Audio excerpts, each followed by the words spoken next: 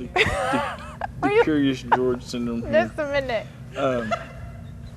When I was growing up, I was overweight my entire life. I never knew how to be any other way.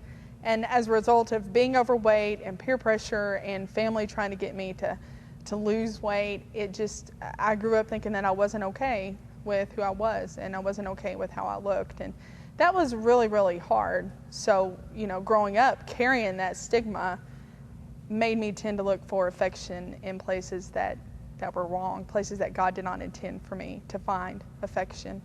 I dabbled into a lot of drinking, a lot of drugs, a lot of partying, what I thought was really having a good time. And finally, in July of 2000, I hit my rock bottom. For me, growing up was kind of tough because my dad always worked, but my family was always there for me. It was kind of a dysfunctional family, but through school, I just fell in with the wrong crowd and started skipping school and of course doing drugs and different kinds of things, gambling, and thought I always had to impress people. I didn't feel like I was adequate enough to be. I didn't think I was anybody, and so all my motives then was to prove myself to everybody and to carry myself with a personality that was outgoing and above all. So that whole time I hid who I really was. I hit my rock bottom, and I woke up one morning after bar hopping, and I just cried out to God, and I apologized to God, and I repented. One of the lowest points in my life was at the time that my first wife had become pregnant, and we started having some complications, and going into the emergency room, and we found out that the baby had stopped growing. And through that whole time, I had a fear of the drug use that we was in, being a part of that, and the shame that I've carried for that for so long was just almost unbearable. It was really that was a turning point in my life that I realized that there's more to life than having a good time and drug use and running up and down the roads. God this entire time was there. God was there for me. God was just waiting for me to stop in my own insanity cycle. So a year later, I repented again, and I cried out to God again. I couldn't carry my own shame anymore. I couldn't carry the weight and the burden of the world on my shoulders and carry the weight of what a horrible person I was, because I was. I had so much paranoia, and I was so caught up in the things that I had been doing, I didn't know no other way out. And through that, my brother and my dad found a place for me to get into with some treatment. You get to a point in your life where you just cannot take it anymore, and you really know that the only place you can go and the only place you can turn is God, because He's the only person that's going to change my life at all.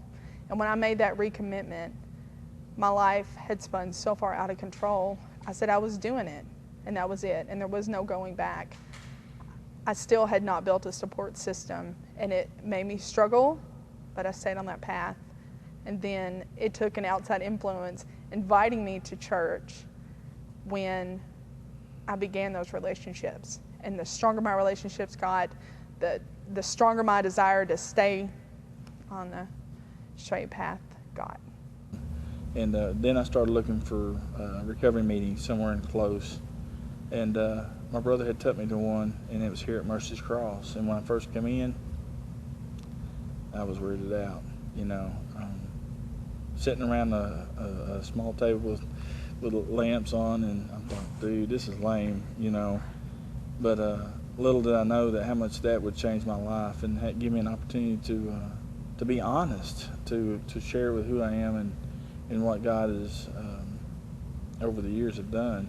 I have the golden opportunity of celebrating fixing to be 8 years of sobriety from crystal meth, 7 years from cigarette smoking, and 8 years from the kind of music and lifestyle that I lived in with the concerts and the things that I used to do. And now I fill my life with working with the worship team and working with people that's in recovery, and I see where God's changing lives and putting families back together, and that's where I want to be, because I know that's where God is working.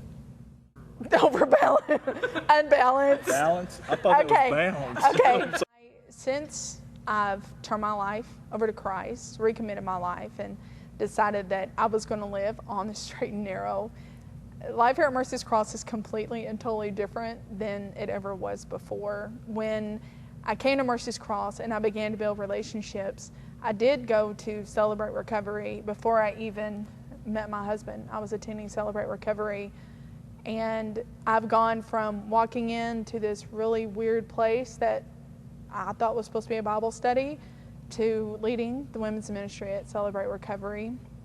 I work with women on a daily basis that I can completely relate to their story because I've been there. Even if I haven't lost my child, I still understand what it means to struggle and to not have God in my life and to know that I need to make a change. So that's been a really big thing. My involvement in ministries here at Mercy's Cross, the more I reach out to other people at Mercy's Cross to have them share their struggles with me, that just strengthens me. It strengthens my spirit. I know that it's just God working through me and God working in my life, and that's something that I wouldn't trade for anything in the world. Having the opportunity to lead Celebrate Recovery here at Mercy's Cross is something that it's pretty wild. It's scary, but man, I'm excited because I think we're fixing to see God do some amazing things throughout the whole church through this ministry, and just understanding that we all have a problem that, you know, we think that it's small, and a lot of times that's what holds us back from what God's actually wanting to do in our life, you know. So I've already seen people that's been shy, I won't even speak, to come up and volunteer and get plugged in, and because they see somewhere where God is fixing to work. And I think that's the golden opportunity for us to let go and see where God really is going to work. It's an amazing thing to realize how much you love a place, but it's not just a place that you love, it's the church within the people that come in here. And man, I got some awesome friends here. I'm glad the support is phenomenal. Just some of the people we work here, and man, it was just the music and the sound, and it's just unbelievable. It's incredible what God has done here. And one of the most important things that we want to bring to this ministry is anonymity, honesty, and openness. And I think that can be done. And I think it's an awesome place to get rid of that junk that we carry every day. I guess you could say Celebrate Recovery is like the trash truck. We're going to carry that out. So come get involved. Just come check it out. See what a share group is. I'm excited. And yes, I'm going to need a lot of help.